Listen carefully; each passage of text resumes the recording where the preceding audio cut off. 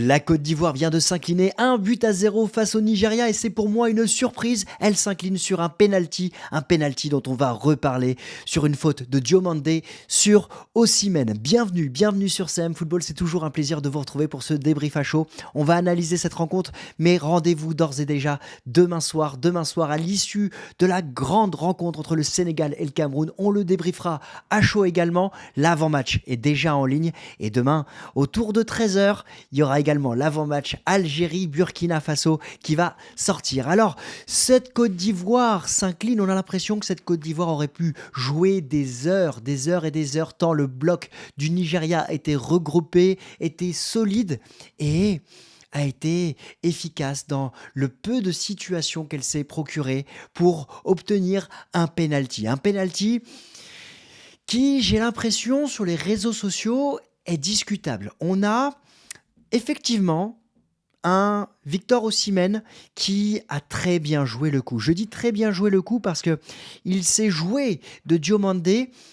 Je me demande encore comment Diomandé a pu tomber dans le piège de cette occasion. Parce qu'on sent qu'il est physiquement au-dessus de Diomandé, il va obtenir le ballon sur le physique, il va pouvoir l'obtenir et on a Victor Osimhen qui va être plus agile, je trouve, mais passer le pied devant, toucher le ballon et effectivement, il y a faute, il y a contact puisqu'il a toucher le ballon. On a retrouvé un peu la même phase de jeu qu'on avait vu entre l'Égypte, dans le premier match de l'Égypte, et cette Égypte qui a obtenu un penalty à la dernière seconde également. Alors, là où c'est peut-être plus polémique, c'est que l'attaquant du Nigeria va récupérer le ballon et il y a un réel avantage qui va avoir lieu. Cet avantage ne profite pas parce qu'il n'y a pas but, mais on sent que l'attaquant nigérian aurait pu utiliser le ballon pour marquer. Et il y a l'occasion qui s'est terminée. Donc, il peut y avoir débat, à mon sens, sur l'avantage qui a profité au Nigeria. Il ne peut pas y avoir débat, pour moi, sur la faute. Quoi qu'il en soit, l'arbitre est revenu sur sa décision. Le VAR l'a contacté et derrière, eh bien, il a sifflé penalty. Un penalty lourd de sens derrière pour la Côte d'Ivoire. On va le voir dans la suite puisque la Côte d'Ivoire a son destin en main, mais n'a peut-être plus la première place en main et ça aura un impact dans le tour final. En tout cas, voilà, je vous le confirme de mon côté, penalty, oui. En revanche, il y a débat sur l'avantage qui a été laissé puisqu'il a été au bénéfice du Nigeria. L'occasion a eu lieu. Je vous invite à me dire en commentaire si pour vous, il y a penalty ou pas. En tout cas, le Nigeria mérite pour moi cette victoire. Alors là, on a le momentum de la rencontre. On voit que la Côte d'Ivoire a eu plus. Vous voyez, c'est en vert la Côte d'Ivoire et en violet le Nigeria. La Côte d'Ivoire a eu davantage de situations, on va dire, peut-être pas, ouais, si, de possession, 63% de possession de balle, 37% pour le Nigeria, ok, mais ça ne s'est pas traduit réellement par des occasions. Si on revient sur les faits de la rencontre, à part un premier quart d'heure où on a senti les joueurs concernés, on a eu un match qui a été sans rythme par la suite, et c'est dû au fait, premièrement, je pense, à la pelouse, qui est vraiment dans un très mauvais état. J'étais très surpris des commentateurs du beIN Sport qui disaient que justement, elle tenait. Moi, j'ai trouvé qu'il y avait beaucoup d'escalopes et le jeu était ralenti. Évidemment, la chaleur. Est-ce que ça présage d'un mauvais match demain à 18h? On l'a vu hier, le Maroc a mis du temps à rentrer dans sa rencontre, mais l'a emporté quand même 3-0. On a eu le Sénégal, je crois que le Sénégal... Ah non, le Sénégal a joué à 15h. Mais les matchs à 18h sont vraiment délicats, c'est vrai. Donc, ça peut jouer, effectivement, à l'encontre des joueurs, mais hormis une occasion d'Osimhen qui a croqué, encore une fois, il a croqué parce que contre la Guinée équatoriale, il avait déjà croqué deux grosses situations. Là, en tout début de rencontre, il a croqué. Et puis après, on a eu Kwame qui a une opportunité d'ouvrir le score quelques secondes après. On est dans les 10 premières minutes.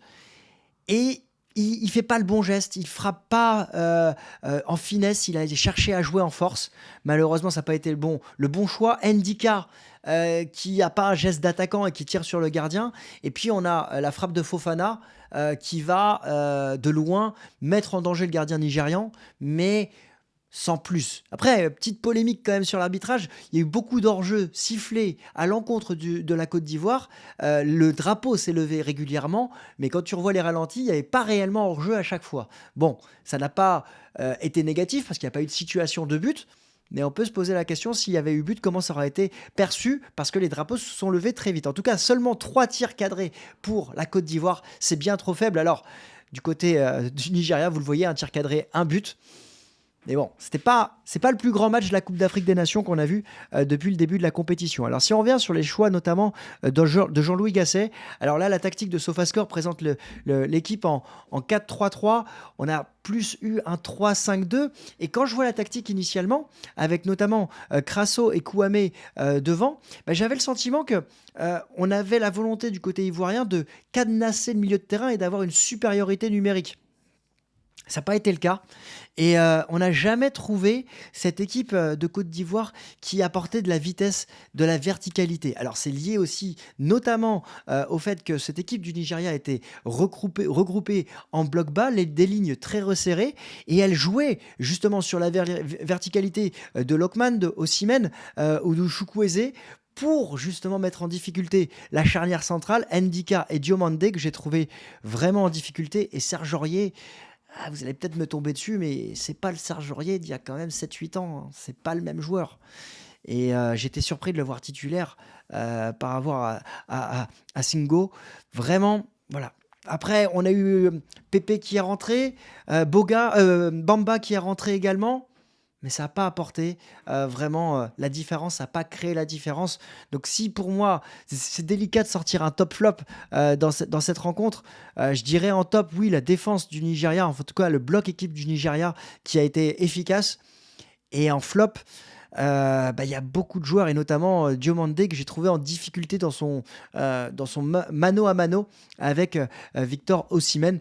Bah, vous me direz, vous, en commentaire, oui, le gardien nigérian a fait un bon match, il a été présent, et il n'a pas eu beaucoup de travail, mais c'est plus un bloc équipe, et c'est important de le préciser. Moi qui avais vu le Nigeria comme un flop de cette Coupe d'Afrique, moi qui voyais le Nigeria se qualifier en tant que troisième, c'est potentiellement encore le cas de voir le Nigeria troisième.